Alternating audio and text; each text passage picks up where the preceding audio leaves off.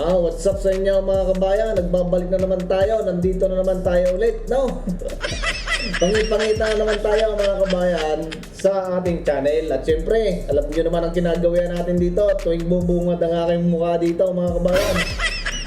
Kung ikay bago pa lang dito at ngayon ka pa lang nakapanood ng ating mga video, inaanyayahan kita na mag-subscribe, mag-like ka na at mag-share. Sabi nga ni PH Update, masaya na tayo diyan mga kabayan. Yun.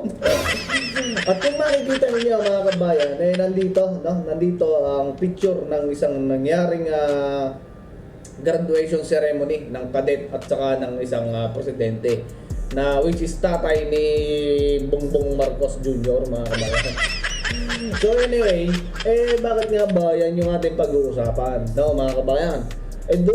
Doon kasi sa ating TikTok account mga kabayan ay umani ng napakaraming comment, reaction at saka views, no? Yung patungkol diyan.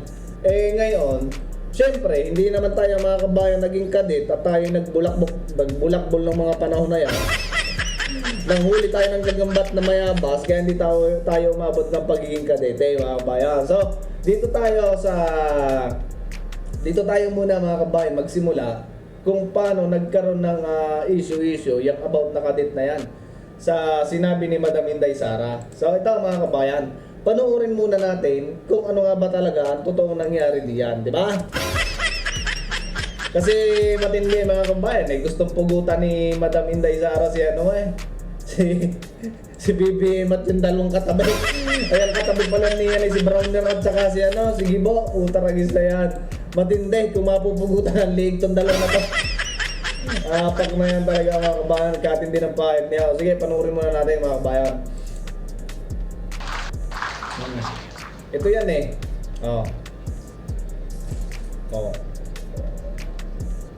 Kita mo mga kabayan, sumipat pa rin si sumipat pa ng tingin itong si BBM. Sige nga, ulitin natin. Go. Yan Parang hilig na rin ni BBM sumipat na papagayon. Cadet First Class, Juan Paulo Uriel. Ulitin natin mga kabayan. Kasi Cadet First Class, Jemver Soriano, Lingayen, Pangasinan.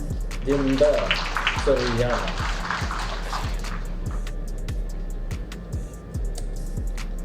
Kita mo, may mga tipong sumisipat ng gano'n, no? Mga sipat na kakaiba mga kabayan, yung tipong puputragis ka, huwag kang dito. Sige, tuloy natin mga kabayan. Kung mapapansin nyo dito mga kabayan, di ba, stead and firm. Ito si Madam Inday Sara. Katabi nga dyan si Gibo. Sa kabila mga kabayan, si Browner, no? Okay, play natin mga kabayan. Tingnan natin. Ayan mga kabayan, kung mapapansin ninyo, no? Yung kamay dyan ni BP, kasi hindi niya pa binibitawan yung folder, no? Yung diploma na inaabot dito sa mga graduating na cadets, no mga kabayan. Tingnan ninyo yung itsura ni Gibo dyan sa sinasabi nitong isang kadete. Okay? Tingnan natin Ayun. So narinig mga kabayan ni Madam Inday Sara kung ano yung pinag-uusapan. Ito naman mga kabayan, si BBM ay nagmamadali mga kabayan. Nagmamadali na kunin yung folder, no? Para itong nangihingi mga kabayan ng relo ay umalis na doon sa harap niya mga kabayan. Kita mo yun? Pansinin niyo mabuti mga kabayan Ulitin natin mga kabayan. Kasi diyan makikita ninyo na narinig ni Madam Inday Sara yung sinabi. Ayan, no? Kita mo? Pinipigilan niya, no? Yung kamay ni BBM na kunin yung folder. Kasi nga mga kabayan, syempre, alam na nito ni Madam Inday Sara na dapat kung ano yung gagawin ni BBM, hindi yung sasabihin mo na why I have to give you my what? Diba? Kasi napagdaanan ng tatay niya to, ilang beses na nagbigay mga kabayan ng relo yung ating Pangulo. Ito kasi si BBM mga kabayan, hindi na inform ng kanyang ng kanyang sekretary o ng kanyang aide na ay boss, huwag kang magsusuot ng milyon halaga ng relo kasi doon may nag-aalbor ng relo. Naging tradisyon na kasi nila mga kabayan yung ano. Naging tradisyon na nila boss yung ano, yung ganyan na nagsasabi ng relo. Siyempre, kung mapapansin ninyo, dahil narinig ni Inday Sara, ni Madam Inday Sara, yung sinabi ng isang kadet, pinipigilan niya na wag niya munang kunin, no? Para mabigyan niya ng tamang kasagutan itong kadete. Masakit yung mga kabayan sa isang kadet na bibiguin ka ng iyong commander-in-chief, di ba? Lalo pat kung siya ang may naatasan na magsabi ng ganyan, mga kabayan. Pero anyway, no? Sige, tuloy natin mga kabayan kasi ito yung matinding usapan eh. Cadet First Wait. Ulitin natin. Kasi yan, makikita niyo yung video mabuti. Okay. Sipat pa siya, no? Sipat. Ba't ang hilig ka tumingin ng gano'n mga kabayan? Yung sipat ng traidor, alam mo yun, yung mga ganyan yung sipat ng traidor mga kabayan, yung mga gano'n, no? Gano'n. Traidor yan mga kabayan. Mga ganyan yung dumali, yung meron siyang masamang balak, ganyan na ganyan tumingin yung mga taong gano'n mga kabayan. Maliban na lang mga kabayan kung may kapansanan sa mata. Sige, tuloy. Kita ninyo. Okay, narinig, hinila ni Madam Inday Sara kasi dapat ang gagawin mo dyan bilang isang commander-in-chief, bigyan mo ng magandang kasagutan, ibigay mo yung Patik Philip na relo mo diyan. Walang Diyo, ba't kasi ikaw nagsuot ng ganyan? Di ka tumulad kay Pangulong Duterte pag na-attend tamang mga simpleng watch lang. Ayan, tuloy, di ka tuloy makapagbigay. Putra guys. Ayan diba?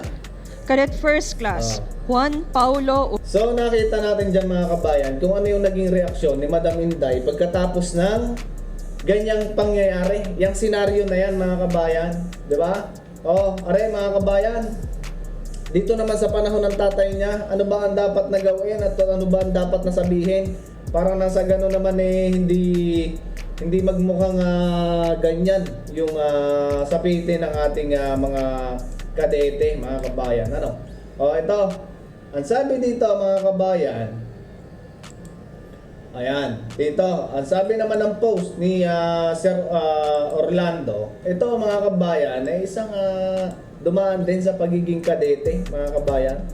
Ayan si Sir Orlando Idilion, aring kanyang senaryo din yan nga, yung picture na nandiyan sa ating monitor. Ang sabi diyan mga kabayan, ng isang kadet, ewan ko bakit ito hindi naman mga kabayan ni BBM, itong mga ganitong padali ng kanyang tatay na ito mga kabayan, senior, matalino talaga. Kasi hindi napamanahan na rin si BBM ng talino. Daling pa si Aimee mga kabayan, di ba? Si Aimee, ayos pa yun. Ito ang sabi niya, mga kabayan. Mr. President, can I have a month break? Same scenario mga kabayan, may isang kadet na nag-request ng paano katulad nung sinabi ni Madam Inday Sara. Ang sabi, Mr. President, can I have a 1 month break? Ang sagot ng presidente mga kabayan. Ayan. Make it 2. Kita mo? Isang month lang yung inihingi ng kadete. Ang binibigay na rin presidente, 2 na. Ito pa ang sunod. Use my official helicopter and don't forget to leave your account number with my aid. Kita mo yon? Dapat gano'n na sinagot ni BBM. Hindi yung, mahina talaga mga kabayan. Rin pa, sabi. On one condition, join the Marines. Dapat pala may kondisyon mga kabayan. Sayang mga kabayan, hindi napamanahan ng talento tong si BBM. Ayan mga kabayan, may example ng isang kadete at ng isang presidente. Makikita ninyo diyan. Yung picture ng kanyang ama. So kumuha tayo ng isa pa mga kabayan na example, same scenario mga kabayan. Ang sabi, diyan sa comment section. Sabi ni Sir Orlando, exhibit number 2. Mayroong exhibit Ang sabi diyan mga kabayan, nung kadete na gumraduate din. Ito. Ang sabi nung isang cadet, no? Same scenario mga kabayan, graduation ng mga kadete. Sabi niya, Mr. President, can I have your watch as a graduation present? Aray na mga kabayan. Garning-garne ang sinabi nung isang kadete na nabanggit ni Madam Inday Sara. Sabi ng presidente sa request ng kadete na nag-graduate. Sabi, young man, I have a better gift for you. I'll have my aide send you a personalized pistol with my signature. Kita mo yun? Ganun kalupit mga kabayan dumali yung presidente. No. Ay, wala Aring padali na rin ni BBM sala mga kabayan. Ito pa, di pa may kadugtong pa yan. Nasabi dito go enjoy your break with your family in Palawan at my personal expense. Kita mo? Napakagalante mga kabayan ng Pangulong Aray. Akalain mo ang hinihingi lang ay relo. Ay binigyan ng